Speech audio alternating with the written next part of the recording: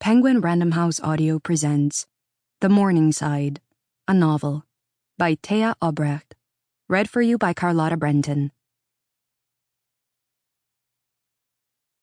For Dan and Nella. An old, familiar dread was waiting for me this morning. I couldn't tell where it came from. It hadn't followed me out of a dream, at least not one I could remember. But when I got up, there it was in everything. The airless heat of the motel room, the halo of sunlight around the window shades, the vacant smile of the girl at the front desk when she took the key from my hand. I thought it might stay behind when I left the motel, but it hitched a ride through the desert with me, just sitting there, tightening the world. It knew me so well. When I got to the train station, I finally gave in and did what I knew the feeling was after me to do. I looked up my mother. I hadn't done it in a long time because the suspense made me sick, even though what I imagined I would read was always worse than what was actually posted. It didn't feel like the kind of morning for bad news. Quiet, unusually free of wildfire smoke, blue and windless. The train was late, the platform mostly empty. A few passengers had drifted out of the station and were standing in the sun as they looked down the track. The handful of others, like me, were clearly there to meet someone. It was the calmest I'd felt all week, so I thumped my mother's name into the search bar. There was the brief nervousness that always stopped my breath before the forums loaded. The dread of something having changed, some new, poisonous derangement. Usually there was nothing. Hadn't been for years. Today was different. A new picture had been added to the Belen case file. It was not, as I always feared it would be, a police snapshot of Mila's corpse. It was a Polaroid taken almost 16 years before, the day we arrived in Island City. In the picture, my mother and I are backlit by the vanishing sun, standing side by side on Morningside Street. Our suitcases aren't quite out of view. We're smiling half-heartedly, hovering just far enough away from each other to make a comfortable embrace impossible. My mother looks worn and flustered, standing there in an old dress of mine that is clearly too long for her. I'm the tallest 11-year-old you've ever seen, gangly, shapeless. I've got my arms some of the way around my mother's shoulders, and am obviously smiling just to oblige the person behind the camera, my Aunt Enna, whom I haven't yet hugged hello. I remembered the moment the picture was taken, and vaguely remembered seeing the finished result pinned up on our fridge, until it disappeared under months of repopulation program leaflets. I hadn't seen it since we escaped, and hadn't thought about it in years. But here it was, after all this time. Who had put it up? And how the hell had they gotten hold of it? And when? Here I'd been going about my life, thinking this memory and this picture were back in the past somewhere, invulnerable to even the kinds of things I was afraid of. And yet, for some unknown while, strangers have been peering at it on their cursory journey through the handful of forums still devoted to the question of my mother's criminality. It didn't take me long to feel dizzy enough to faint. When the vendor walked by, I got a bottle of water from him and drank the whole thing in one tilt. Then it got worse. In the background of the photo, way up the sloping street behind us, I recognized the unmistakable form of Bézi Duraz. She was just starting up the hill, and her 3 dogs, rangy silhouettes, black as the gaps between stars, were out ahead of her. Whatever I remembered of this photo, Bézi Duraz certainly wasn't part of it. Neither were the dogs. How funny, I thought. Here I'd had a very different, very specific memory of the first time I saw her, and all the while this picture had been out there, confirming an entirely incompatible truth. Some stranger, whose name I did not know and face I would never see, had held all of us together in the palm of their hand.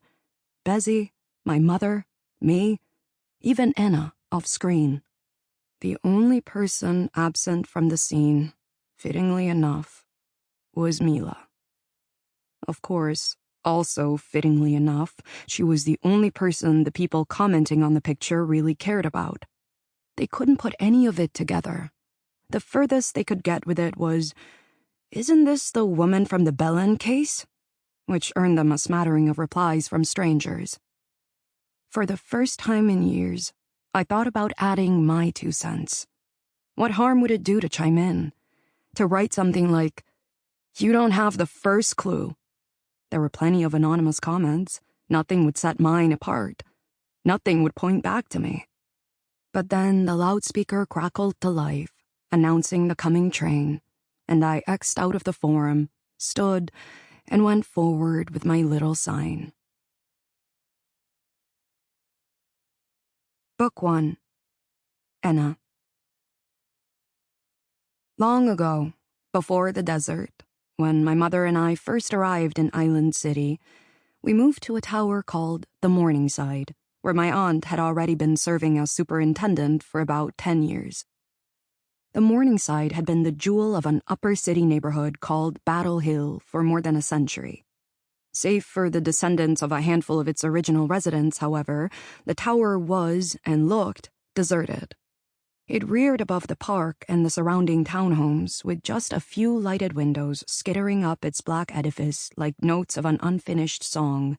Here and there brightness all the way to the 33rd floor, where Bessie Duraz's penthouse windows blazed, day and night, in all directions.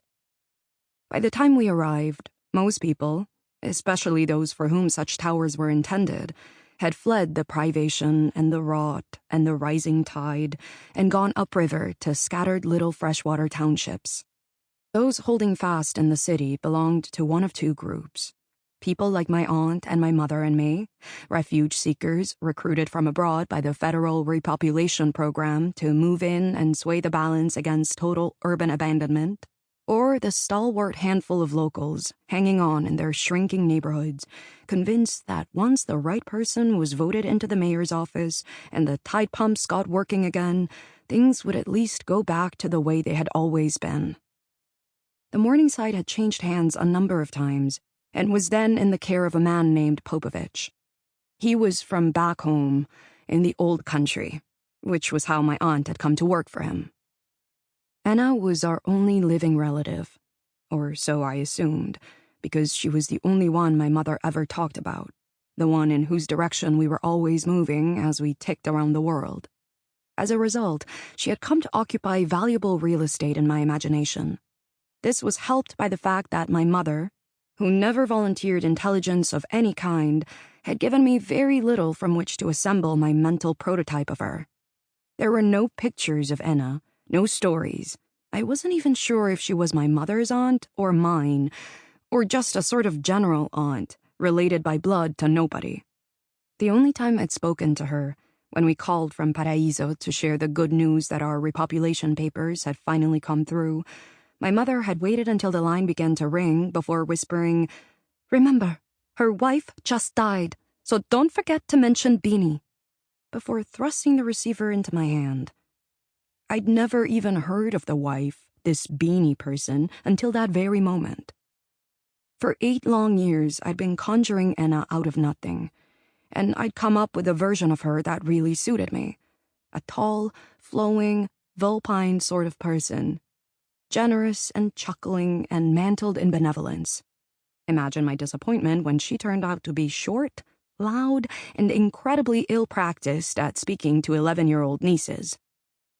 "My God, Sylvia," was the first thing she said to me face to face, standing out there by the Morningside gate with her camera while my mother and I dragged our suitcases up the hill. "Are we going to have enough rations for you?" It was impossible to tell whether she felt I should have more or less than I was already getting. Something about her tone implied that she might be able to secure a grander breakfast than I was used to, the kind I'd only ever read about. Pastries and jam, maybe even eggs. But, of course, Island City was adhering to its own version of posterity measures, and breakfast here was a roll of the dice, just as it was in every other place we'd ever lived. Sometimes it was government tea and canned mush. Sometimes a loaf of bread and a suspect egg to share between 2 or 3 or 4 people. Whatever your ration card happened to say when it refreshed.